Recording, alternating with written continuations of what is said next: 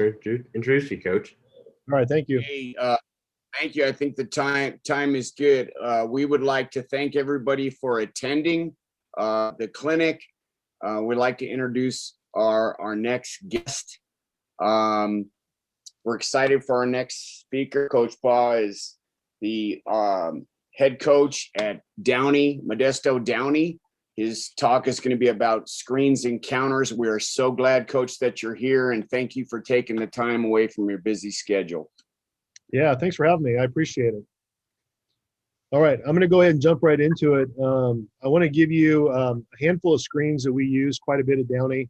I also want to go over some screen counters that we do because depending on the year that it is, some screens are better than others for us. And obviously good defensive coaches are going to start to take those screens away. So I want to go over a couple of screens that we have, or counters that we have to those screens as well as some double screens and triple screens that we have too, that we run a lot of. So my email address is there. I'll put this back up at the end of the presentation. Feel free to email me questions. My Twitter tag is there if you guys want to message me there too. I'll share this presentation with you guys when we're all done. If you send me an email, no problem, do any of that. So this is what I'm going to talk about today. I'm going to go through the first one here pretty quickly, just how we run our tailback slow screen that pretty much everybody runs. But then I'm going to go over the counter on how we counter that when teams are really good at stopping it. Talk about a little bit about our jailbreak screen, hide it, which for us is a quick play first down, also with an arena look to it. Our triple screen we call letter. Letter meaning LTR, meaning that we can throw it left to the tailback or to the right. And I'll talk about how we read that. Pinning, a lot of people think this is a gadget play for us. We actually will flip a lineman over to the short side of the field, and we'll run power to the short side, and we'll run an any screen or an inside slot receiver screen to the field. Spider and zipper for us are both double option screens, which I'll go over. So let me go ahead and get right into it here. So first off, our slow screen we call tool and taser. Let me walk you through some just general rules that we have on tool and taser. So first off, starting with the tailback. The tailback for us is going to align opposite side normally, and his rule is going to be to attack the center, get right into the back pocket of the center, and you go when he goes. We don't want the tailback to be too fast. Normally it takes a little bit of work to get this timed up, but tailback's going to attack the center. He's going to go when the center goes. The play side tackle, play side guard, and center, their rule basically, we don't teach like one count, two count. We teach steps. So what we tell the kids is just kind of as a reminder, how many letters are there in Taser? There's 5 letters in Taser. So we're going to go 1, 2, 3, 4, 5, and we're going to go. And while we're taking those quick chop steps, we're only going to use hands. So we'll say Hans, H-O-N-S, hands only, no shoulders. We never want our guys to put shoulders into defensive linemen. It slows us down when we're trying to release. Our line coach really likes to jam out. And if he can grab cloth and throw the guy down, he likes to do that as well. Sometimes it's a problem for our tailbacks, but our tailbacks have gotten used to it. But on a lot of our screens that you'll see here on video, you'll see defensive linemen going down to the ground. The general rule for us is the play side tackle he's going to go ahead and show pass pro. We don't want them losing ground because we think any ground that you lose, you have to replace. So he's going to go ahead and he's going to hi hat 1, 2, 3, 4, 5, and now he's going to pull flat for the corner. The guard is going to do the same thing, 1, 2, 3, 4, 5, and he's going to pull flat for the force defender, basically the second guy from the sideline. And we want the center to basically go lock out on the nose guard. And all we want the center to do is try to wall off the backside backer. So we tell our center, if you draw a line here on the hash mark, we don't want any type of penetration coming from the backside. The receivers, if we have one receiver, the closest receiver to the tackle, he's going to go ahead and do a wall-off block. He's going to make it look like he's running a stop or a slant, and all he's going to do is get in the way of that backer. If that backer is going to try to meet him on the block, we want to make that backer go over the top and not underneath, because sometimes if we don't do it like that, that backer will shoot right to the tailback and blow up the play. So we want him to go at his bottom side number, be a little bit flatter than anything else. And then if there are any other receivers outside of that first receiver who's doing that wall-off block, they do runoff blocks. Now, if it's just 2 by 2 and there's just one receiver, we do what's called a take route. We want to take 2 guys deep. So I don't really care about running a post or a go. I simply want to run inside this corner, so the corner definitely turns and runs, But I also want to run inside that corner so that free safety thinks I better take away that go route or that post route or whatever. So if he runs his take route effectively, we can go block two guys without touching them just by taking off. On the backside of the play, we're just going to block solid at guard and tackle, and then we're just going to run stops just to save our legs. We're a tempo offense, so we're going pretty fast. So this is what it looks like for us. So for us, this is spread taser. So you can see here that this guy is walling off. He's not one of our best blockers. He's going to wall off that inside backer. The linemen get out. The Y gets down the field. We end up having a good play. Let me go ahead and go to the next one here. So again, this is spread taser. It's all about timing whenever we get to the tailback. If you watch tailback in the center, let that tailback into the center's pocket. The center never really leaves because we get a blitz on the backside. Okay, and then you notice here too, this our inside receiver, he tries to go flat and the guy ends up blitzing. So if that's the case, if we get a blitzing backer, you're never going to block him anyway. Go ahead and go up to the next level. Okay, a little better look here. I wanted to put some clips in there of us not doing it very well. So on this play, he doesn't know what to do. This is one of our, I think this is our second game of the year, and he's not really used to it yet. So he kind of barely jogs out there and ends up getting in the way, but it still ends up working here. So again, he wants to go ahead and try to block that first backer to the inside. So what he should be doing is running like a slant route and then walling off that inside backer and hoping that the guy over him ends up going with him to the inside, opening up more room to the outside. Okay, so again, these are all spread taser here. Let me go ahead and show you. So now we can run it from a different formation. One of the things we do every week is we game plan based on what the other defense is doing and is going to try to take away. So we're seeing a lot of split coverage safeties right now where we have 3 DBs to the field and 2 DBs to the short side. So we end up running a lot of those screens to the boundary away from the 3 DB side. If we get a straight up defense like a 4-4 cover 3 or a 6-2 cover 3 or even a 3-4 cover 2, then we'll usually run to grass in terms of our screen game. So we try to mix it up out of all different formations. So this is the exact same play now out of a different formation. Zip for us is formation into boundary. So we have 2 receivers to the short side, have a 3rd receiver in the backfield who we're just going to switch to the tailback spot here. So our 3rd receiver actually is going to look like a running back here. We're just going to switch these 2 guys. And then our outside receiver is going to come down. So again, by rule, he's the first receiver closest to the tackle. He's going to go and wall off that inside backer. Nothing changes for the center guard and tackle based on formation. Our receivers to the backside are going to run our most popular route out of zit, which for us is wheel. Wheel looks just like what's drawn up here, except usually this guy runs a wheel route. So it's a 3 receiver flood route to the boundary. It's one of our most popular plays out of this formation. So teams try to take it away. So normally this would be the tailback here. This would be the Z when we run zit wheel, our passing play. So when we run zit taser, we just flop these 2 guys. The exact same rules apply for the tailback. He's going to get into the center's back pocket. And he's going to go when the center goes. This is a disappointing play because this is one of those plays where you have 3 offensive linemen out there and you have 1 defender to beat. And our 3 guys can't defeat their 1 guy. The guy gets through and makes a tackle and we only get a 5-yard gain when it should have probably went for 20, 25 yards. Another coaching point here is we want to try to hit the tailback on the run. We've done it a lot of different ways. We've tried to spot the tailback, but I like it best when the tailback's just running full speed. We tell them to get in that 1-yard plane, that 1 yard from where the ball is to 1 yard deep.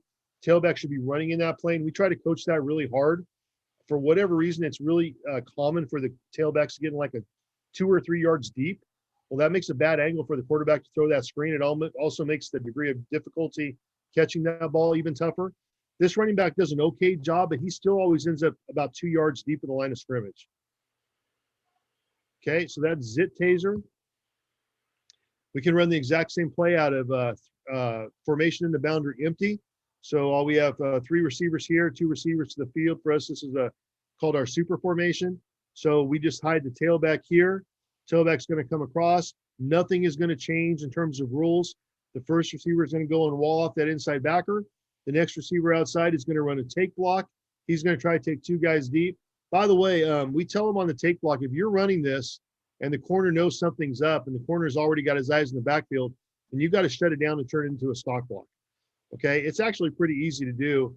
He's trying to run them deep, but he can tell when they can tell when the DBs are looking in the backfield. So here's super taser for us. Same exact play, same exact rules. We tell the tailback he's got to get just a little bit deeper on his alignment, but he's still doing the same thing. He's trying to get in the center's back pocket. He's trying to clear all the garbage that's coming through. You can see lineman kind of falling down because our right guard throws him down to the ground. But again, once we get out there, we got all kinds of room to run. Okay, just flipping it over, trips tool. So tasers to the right, tools for the left to us. Same exact rules. Single receiver is going to wall off block. Play side tackle is going to pull for the corner. Play side guard is going to pull for the force. Center is going to try to wall off the backside backer. So we have everybody taken care of in here. Anybody on the backside is going to run the easiest route or most popular route possible, which we tag every week. So this is just trips tool. Whoops, sorry.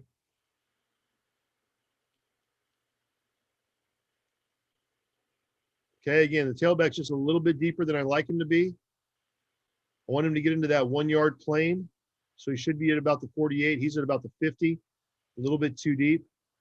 We do a really good job here of our single wide receiver coming and being shallow on the backer, ends up taking 2 guys with him, and we have all kinds of room to run. Still got to finish off those blocks in space. Okay, again to the top here, trips tool. Running back finds a way to get through the garbage. And then we get out to the races. Okay, here against a good team. Start this over. Find a way to get through. You see the quarterback is just dropping automatically.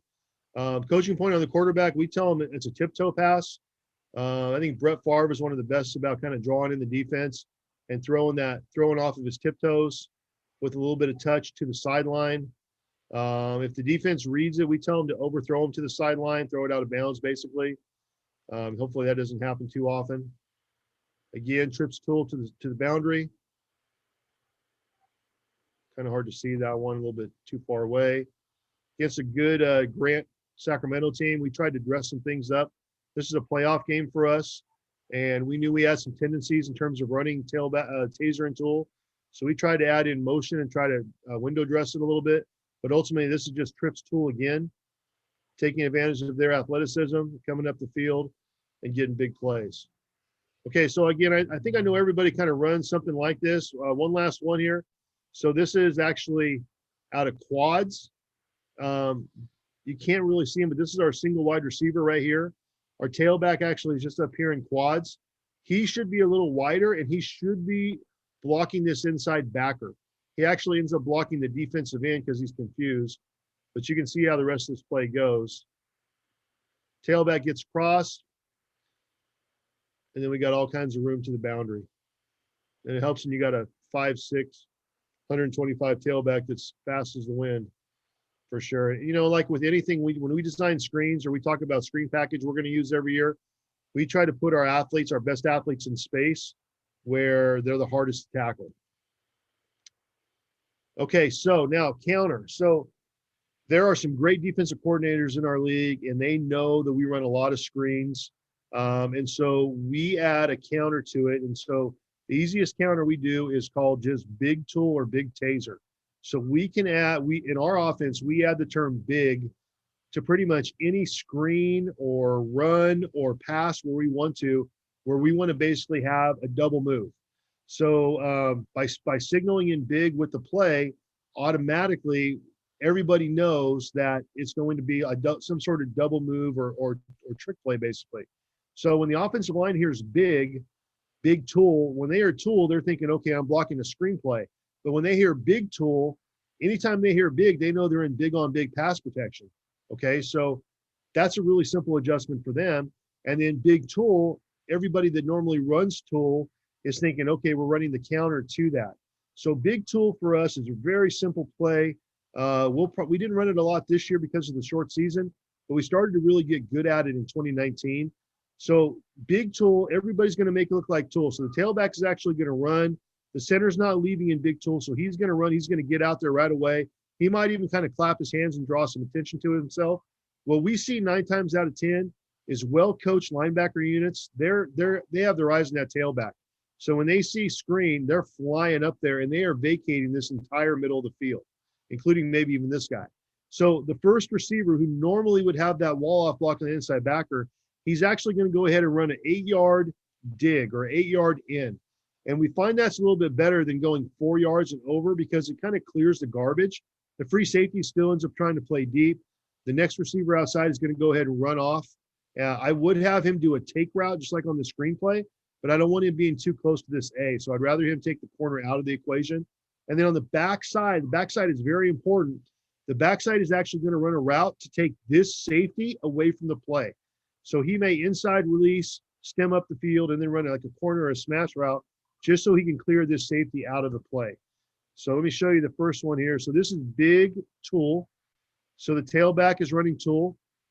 The linebackers actually don't really react to our tailback because one of them is blitzing, the other one's playing middle of the field. But we still end up getting a completion. This is against a really good defense. Every year this defense gives us problems. But you can still see there's a huge void to the middle of the field on tool. So the inside receiver runs kind of a shallow dig route, but I just want him to clear the backer. And on the top side, they're trying to take DBs away from the play. Okay, flip it to the other side. Big taser. And again, you can run this out of any formation. So for us, big taser, this guy is normally running that wall-off block over the middle. He's going to run an 8-yard dig. Everybody on this side is going to take the DBs away from the play. Okay, this guy's going to run. He's going to fake taser. Okay, so you can see the receiver up to the top of the screen. You can see we have a backer blitzing. We have another backer that reacts late to the screen. This linebacker right here reacts late. We actually have a lineman go downfield because he didn't see the big taser call. He didn't see the big call. But look at the hole in the middle of the field.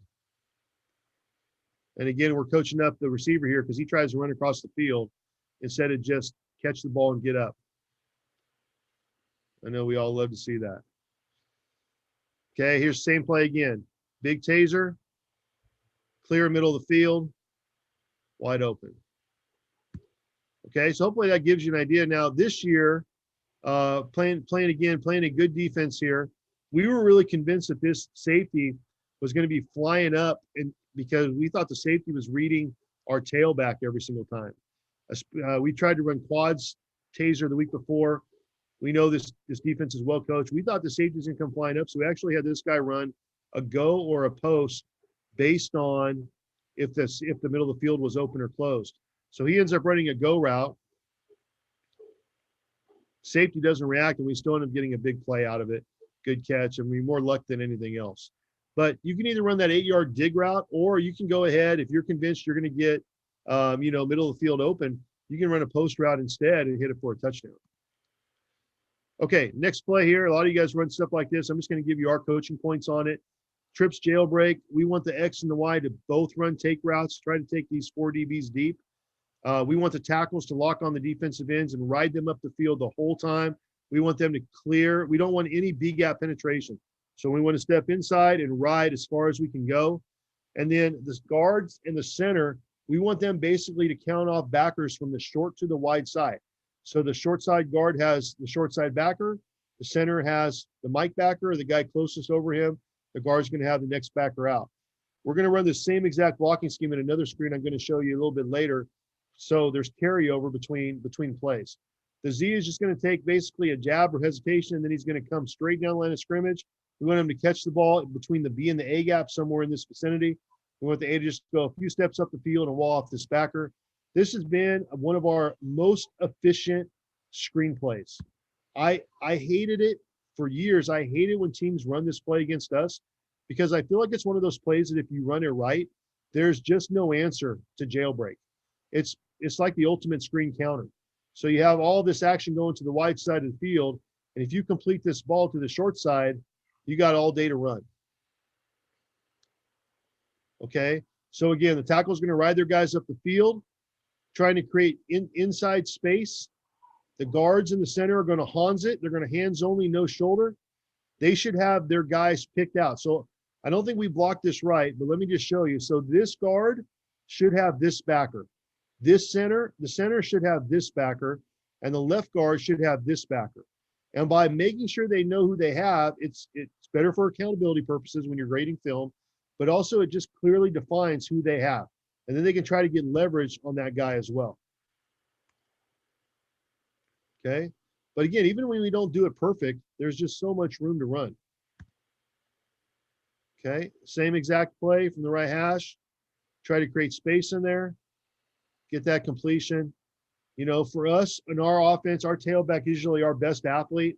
Our Z receiver, who is that slot receiver who just caught the ball in jailbreak, he's usually our second best athlete.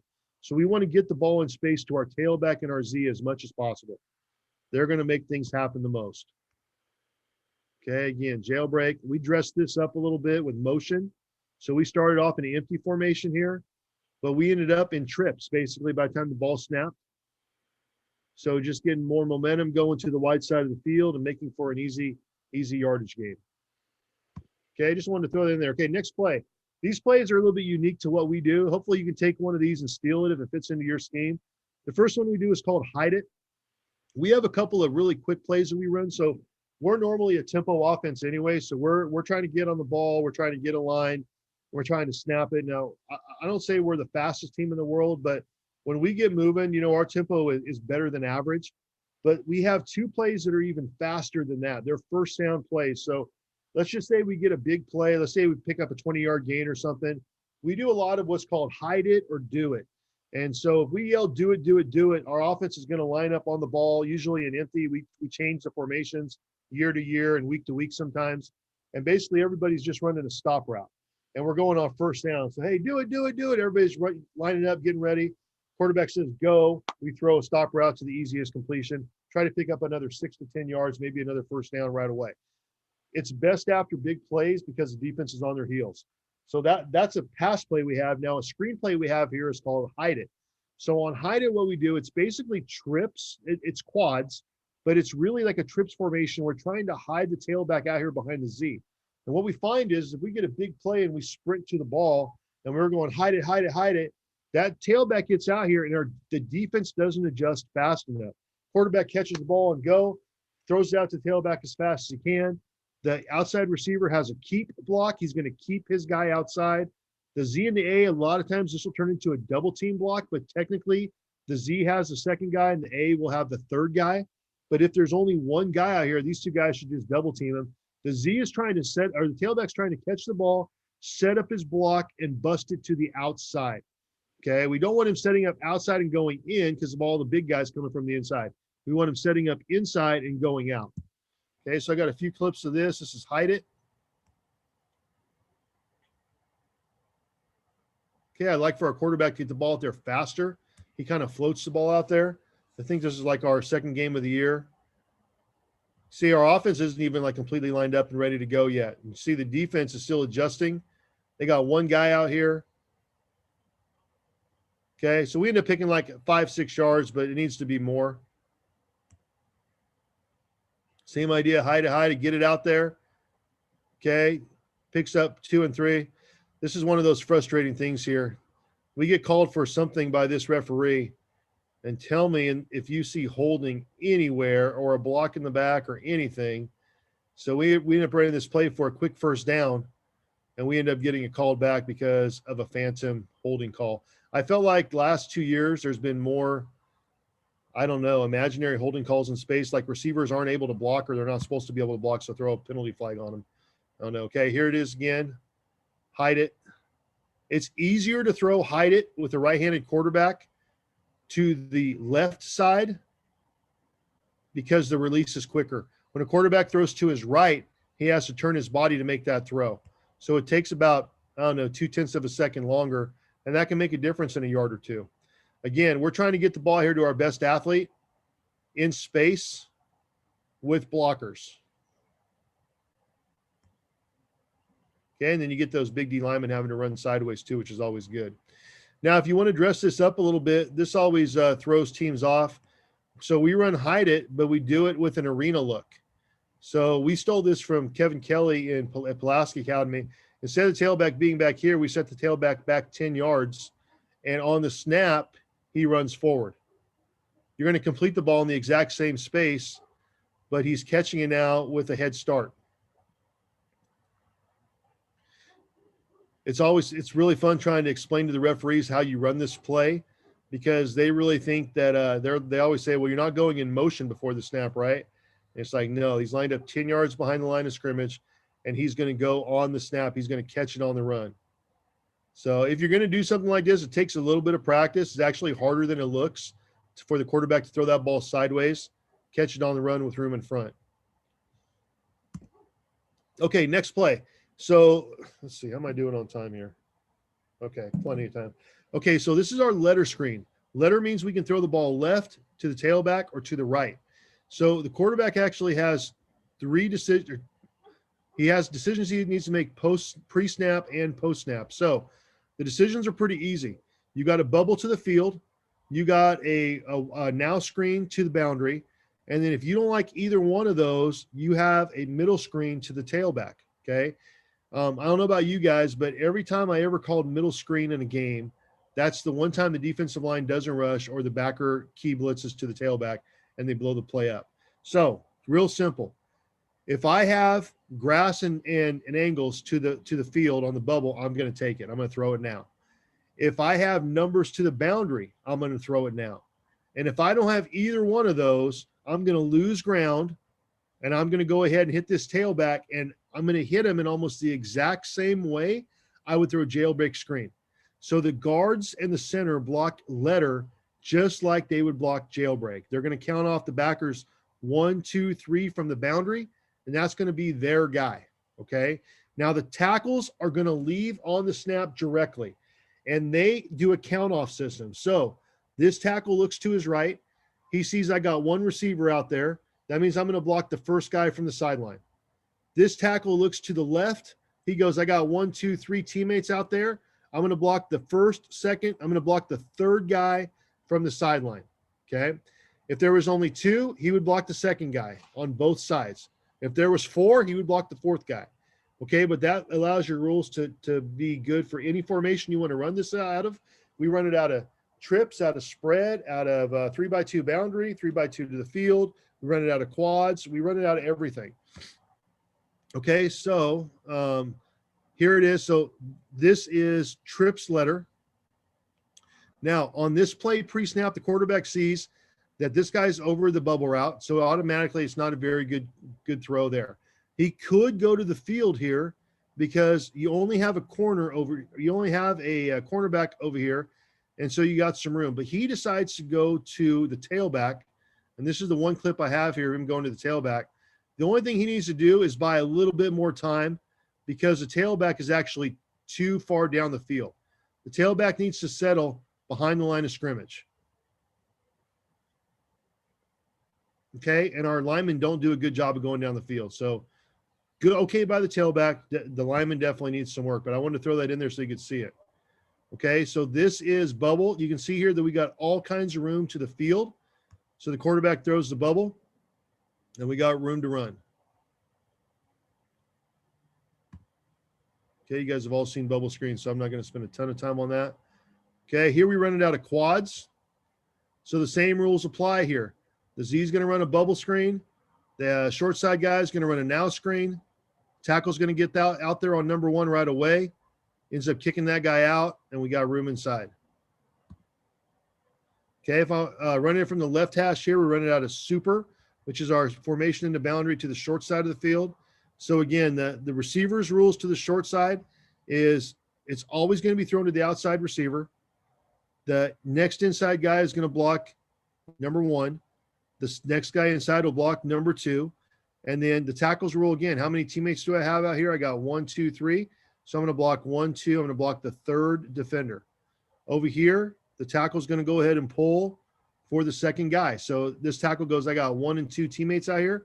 I'm going to try to pull out wide and get outside there. And this looks totally unrealistic But what ends up happening is if the quarterback takes a look here and this guy is lined up over the Z, well, he's never going to throw that ball. Okay. But if the backer is like here trying to apex, well, he should throw the bubble. And by the time he throws it and that tackle's going on the snap, the tackle might just get out there and be able to try to get in front of that backer, which I think happens here in a couple plays.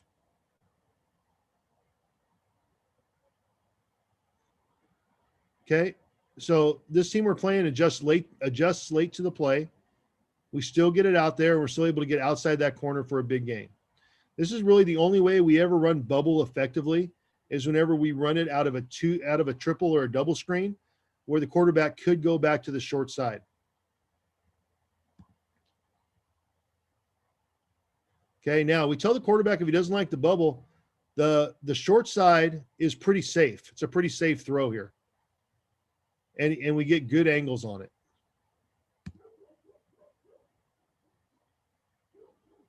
Okay, here he goes to the field again. You can see they don't line up over the Z. And this is the example I showed you. This tackle actually gets out in front of that backer. The Z's smart enough to cut it back inside for a big gain.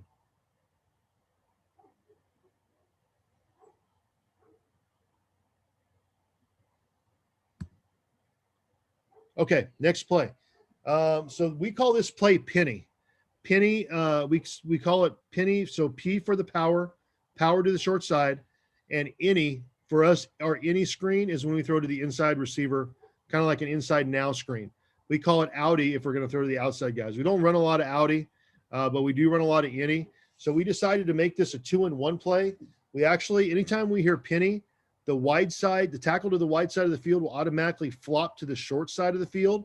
And these guys basically run like well, really what we do is we run whatever our best running play is. So like this year, it was like basically a G scheme, just like it's drawn up. But some years we've ran mid zone or outside zone really well. So we run that to the boundary instead. But this year we went ahead and kicked out that extra defender and we stock blocked by the single receiver. We run penny to the wide side of the field. The quarterback's job, really simple. Where do I have numbers? If I have 3-on-2 over here, I'm going to throw it every time. If it's 3-on-3, I'm just going to turn and hand it off. Very simple play for us. We really like running this down in the inside in the red zone. It's a safe play for us. Okay, so here they kind of got numbers 3/2, so we just hand it off. And again, it's just power to the short side. Let me back up here to the diagram of the play. What we find is this guy never makes a play because he's nervous about this weird edge that we just gave them.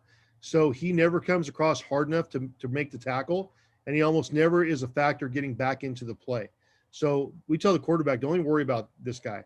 Where are our numbers to the field? Throw it or hand it based off of those numbers. Okay, so he just takes a power play, giving it to our best athlete. He ends up turning into a big play down the sideline.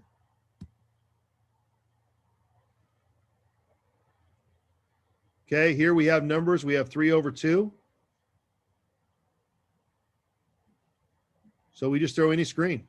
Just get up the field. Okay, easy 10-yard gain. Okay, so hopefully that's something. Hopefully that's something that fits into what you're doing. Next play here is spider. So we call this a spider screen. Basically, we tell the receiver the spider screen to cheat back about 2 feet. And then when he runs his quick out, he's just going to be a one-step out route where he's going to run it in the 1-yard plane of the line of scrimmage. We tell the Z receiver, he's basically going to crack. He's going to block inside. We tell the Y receiver, he's going to run a keep block. He's going to try to keep this guy out of the play. To the back side of the play, the tailback is going to just spot up, just like he did on super letter. The X is going to go ahead and block the corner, the most dangerous guy. And then the lineman and spider, the lineman love spider. The wide side tackle is just going to block solid, but all of the other 4 linemen are going to release immediately for the defense. So the boundary side tackle is going to go straight for the corner. The boundary side guard is going to pull for the free. The center is going to pull for the backer. The backside or the right guard is going to pull for the backer as well. The quarterback's read is super simple here. He's going to catch the ball, and if it's clear out here, like if this backer is inside or if this backer is more than 5 yards off the ball, he's going to catch and throw it to the A right now. We're going to have leverage out here. We tell the A, once you catch the ball, look to turn it up right away, because there might be a hole in here that you can bust through. Or if these guys crash on you and the Y is coming down on the block, you could turn up and then end up bouncing it out for an even bigger play. But if the quarterback doesn't like it because he says it's too cloudy out here, the backer is up here, or the backer is too close to line of scrimmage, or maybe this backer is just a stud and RZ can't block him. If that's the case, the quarterback is going to catch the snap. He's going to look at the A for a half a second, and then he's going to flip back and throw to the tailback. And that half a second is crucial because it gives the lineman a chance to get out there and block. So let me show it to you here. So Spider for us is an empty screen.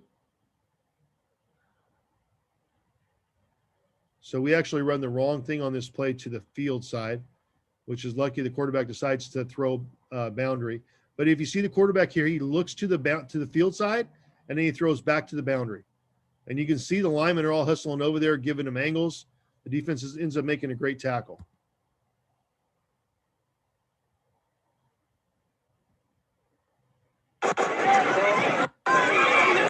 Sorry about that.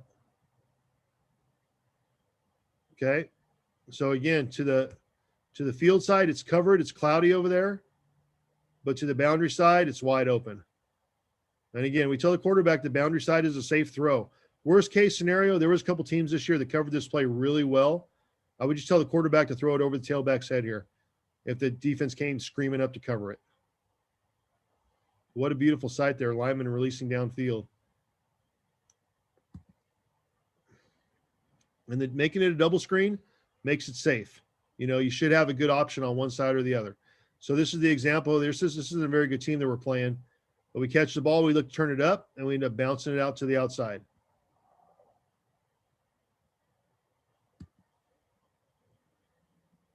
Okay, last play here. I think I still have enough time. I apologize if you've been asking questions. I'll answer all those questions when we're done. So this is one of our favorite 2-point plays. This is a 2-in-1 screen. It's a special formation for us, so we call it zoom. For the motion for us is zoom. Zit means formation into boundary. Zipper is the name of the play. So normally our X is on the left and our Y is on the right. So anytime they hear zipper, the Y automatically comes over to the boundary. So they're both in line of scrimmage, and the A is going to be right here. And their rules are they're going to block down. So the X is going to block the first guy down. The Y is going to block the first guy down if there is anybody. Otherwise, he's going to double team. And the A is actually going to like arc block out here and block number 1. The Z is going to run straight across the motion or straight across the formation. We want the quarterback to snap it right when he's next to the A, and we want him to throw him the ball right now, unless the defense runs with the motion. So if the defense sprints with the motion, which does happen, the quarterback's actually going to look that way as he loses ground, and he's going to throw taser or tool to the wide side of the field. So when the lineman hears zipper, they think taser or tool to the wide side of the field. But everybody else is running this zipper play. So when we go in motion, if they don't adjust at all, if they don't run with motion, we're going to throw it, and we're going to try to get into the end zone that way. We love this as a 2-point play. And when he goes in motion, if the guy runs with him, we're going to go ahead and lose ground and throw taser. So let me show you a couple examples here. Okay. So on this play, come on. Nobody really runs with him. Like one guy kind of starts, but nobody runs with him. So we're going to go ahead and throw it now into the boundary, and we're going to get into the end zone. Okay, another example here. The film will get better here. So on this play, nobody runs with him. So get him the ball now, let him get in the end zone. Now, we used to not cross block this. We used to try to block it straight up. But this year, we really like blocking down with the 2 receivers on the line of scrimmage, and that the A's block to number 1 almost turns into like a lead block to the pylon. So that worked a lot better for us this year. Okay, let me show you an example of a guy running with the motion. So on this play, they run with the motion. Wait, is this it? No, I'm sorry. I got one more. So they don't run with the motion. We throw to the Z right now and get in the end zone. Okay, and we score there from the 8-yard line. A lot of times teams will overrun this play too. Okay, so here's an example of a team that runs with the motion. It's kind of hard to see here. Sorry, it's late on the film. But they're running across. Quarterback sees they're running across. When they run across, it basically gives them numbers to the boundaries. The quarterback buys time and throws Taser out there. You see he walks in. Okay, so I think that's everything. Let me just see if I have any questions here. I don't see any. If you guys have any questions, now's a good time to drop them in. Coach, I have a question for you. This is Coach Rice. I typed in there. Can you touch on how you? Okay, good question on how do we practice? Yes, sir. So we do a couple of things. So first off, the linemen will practice this as a part of their warm-up. They'll practice their releases and they'll practice first cans. But one of the big things that we did this year that made a huge difference was we had our starting offensive linemen, and then we would take our second string linemen and we would put them in the positions of the guys that they had to block. So for example, if we're running jailbreak or letter screen, we would have them play those 3 linebacker positions.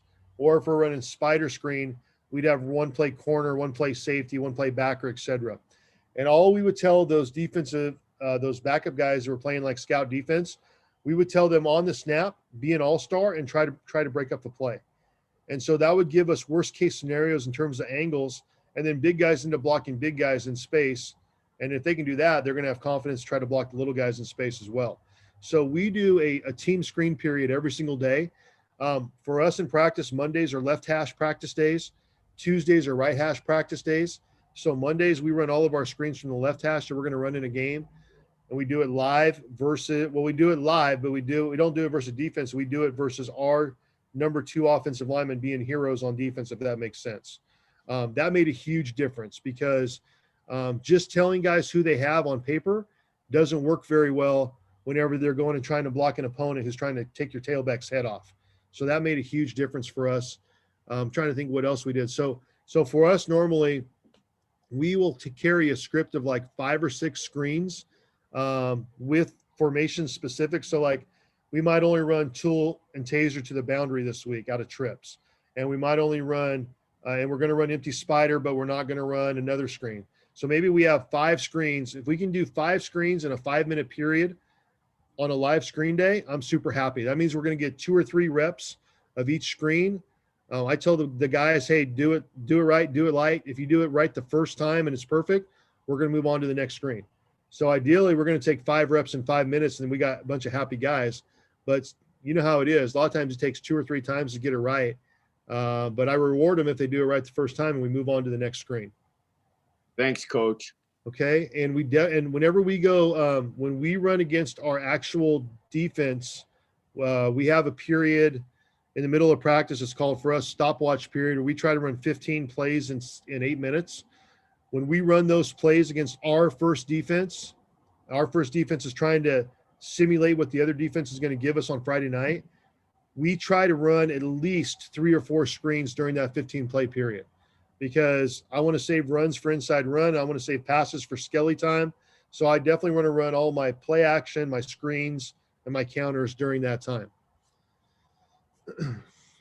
All right. I think that's it. If you guys have any more questions, feel free to drop them. Looks like we only have about 7 or 8. Let's see. I have a question here. Call this up.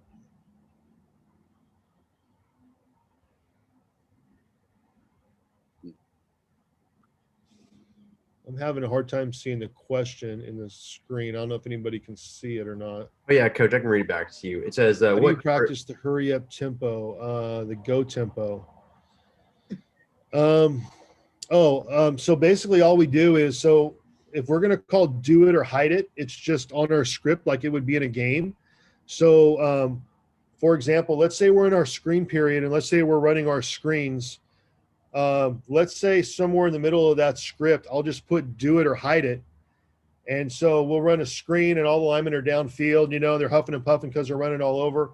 we'll just start yelling, do it, do it, do it. And we got it, and they all line up as fast as they can, and we just run the play. And we try to run at least one do it or one hide it every time we run those 15 plays in our stopwatch period versus our defense. And it just becomes, it's a part of us. We're used to it. Like, I bet you kids who graduated 5 years ago, if they heard do it, they would line up and empty and run stops, so it's just something that we do. And it's on first sound. It's the only time we go on first sound is on hide it and do it. Coach, on the question, yeah, the quarterback has to make sure the guys are set. We just coach it. We just tell them if they're not set, it's on them. Usually you get on the quarterback to make sure your guys are set. But if the linemen or the receivers are still getting set, then, we'll have, I don't know, if we have to do a consequence, we'll do a consequence. But usually just a little bit of barking and doing it right the next time is good enough. We really have ingrained in our kids that if you do it right the first time, we're not going to beat our head against the wall and do it 3 more times. Like, if you do it right the first time, we're going to move on to the next play in the script in practice. We're big. I'm a big Chip Kelly fan. And I remember back when he was Oregon, he talked about packing the suitcase. He talked about, if you have 2 hours of practice that you got to get done, why take the whole 2 hours? Why not pack that down into an hour 45 or an hour 40 and get your kids off the field faster, or go do something else, or team build, or go do something else that could be important to you. So we're really big on, if we have a 5-minute team screen, but we can get done in 3 minutes, hey, go get a quick washout, because we don't have any water breaks on our practice schedule.